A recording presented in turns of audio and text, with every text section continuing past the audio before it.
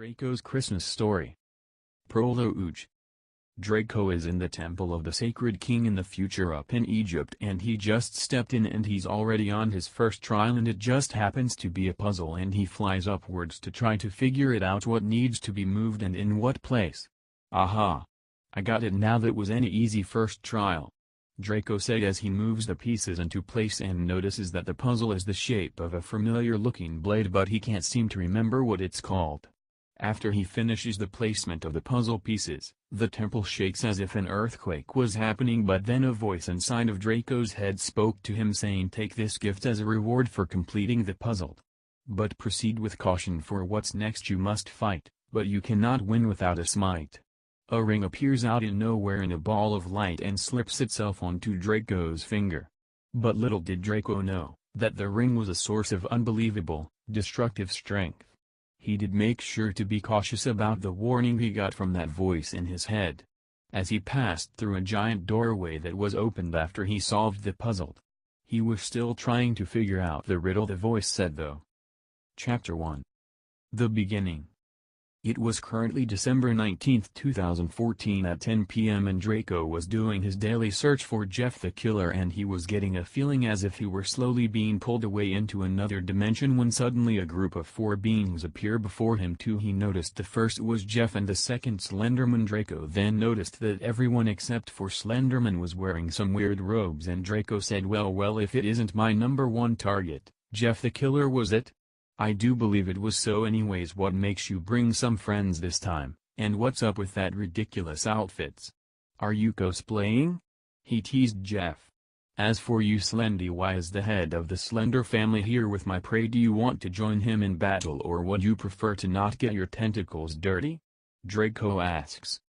Slenderman replies using a proxy, saying, neither. You see, I came here to make a deal with you. I thought it up, and I thought I might bring some backup just in case you choose to get your claws dirty. So will you talk with me at my mansion in my office, or will you deny?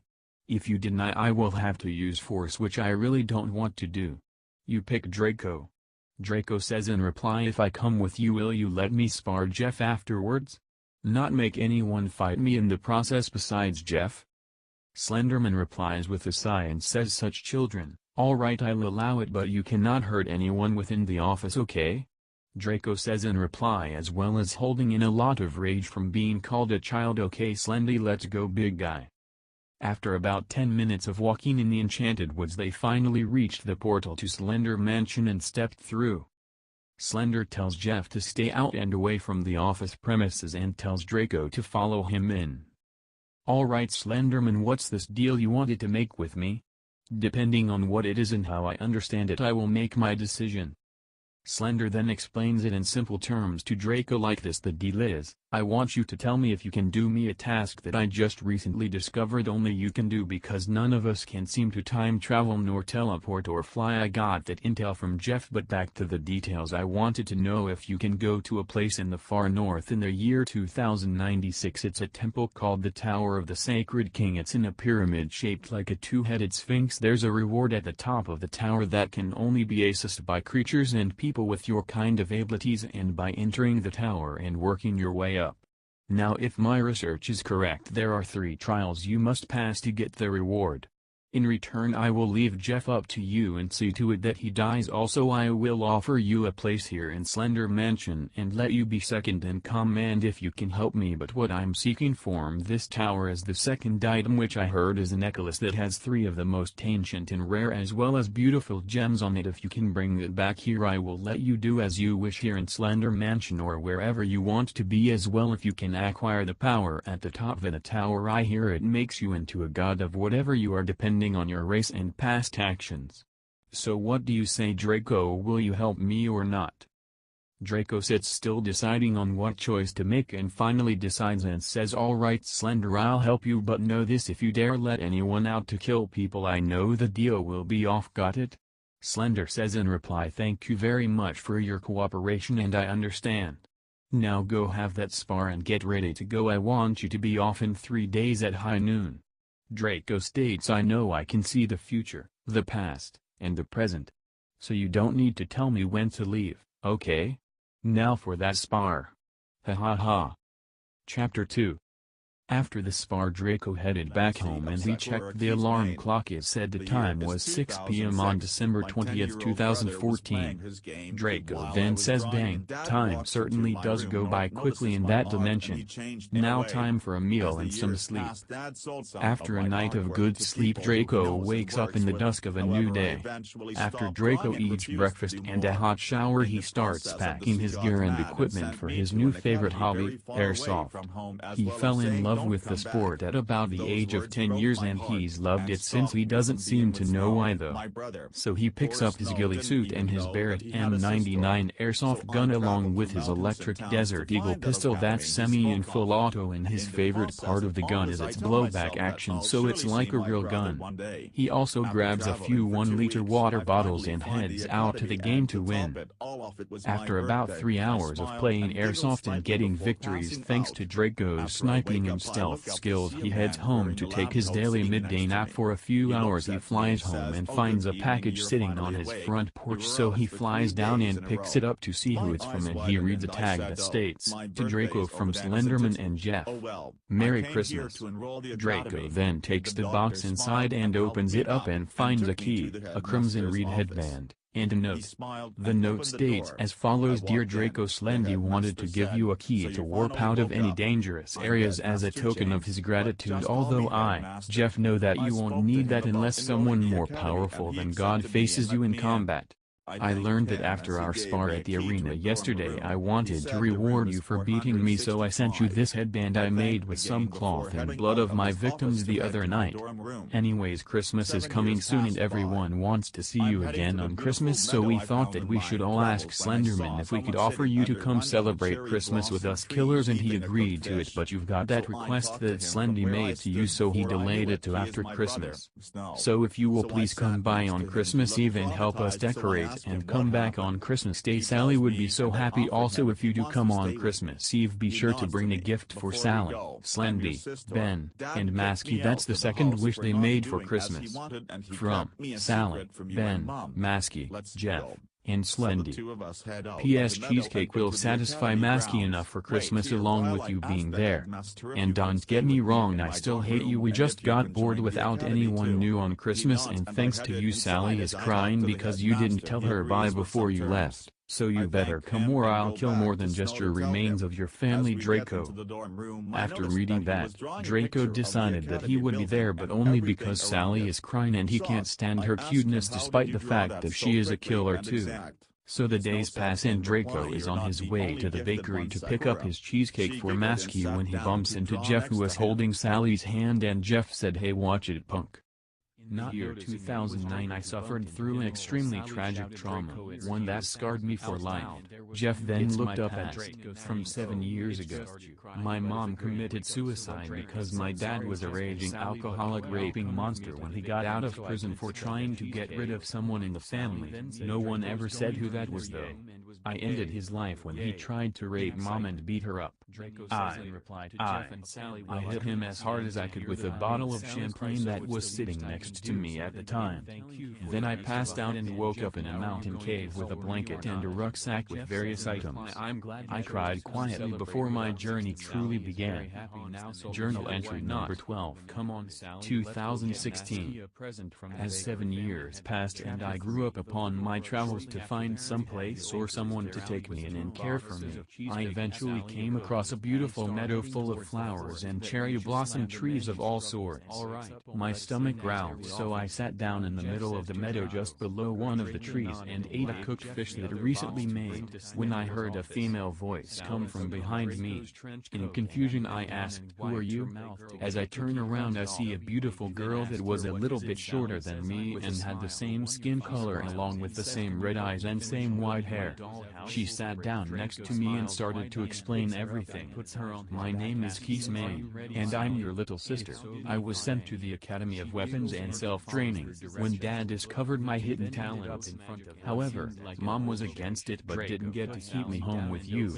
Mom was also a gifted and slightly human, mostly angelic being. But because of this, I was born first, yet I'm younger. I was quickly able to paint any place fictional, and real Dad took notice of that, and after a few years he grew weary of it and sent me to that academy. academy I named to you. As I took the last bite of my cooked fish I asked her, is there any way that I could go to that academy with you and stay with you in your dorm? She replied saying I'll see what I can do. It's a long walk to the place. Think you can make it? Xmas stated. I've been traveling for 7 years. Of course I can. Snow replied. He said after that, the two siblings walked to the academy on foot from the mountain and walked out. Okay, wait here until I come to get you. Okay? Xmas said to me. I nodded in agreement. She walks into the headmaster's quarters and asked him if Snow could join the academy and if he could stay in her dorm, because he's her brother and he had suffered through a lot more than he can imagine. The headmaster gave a minute's thought then nodded that he could join the academy and sleep in her dorm room, but he couldn't sleep on the bed with her. Xmas thanked the headmaster and headed down to Snow to tell him. Snow seemed happy and the siblings headed to her dorm room.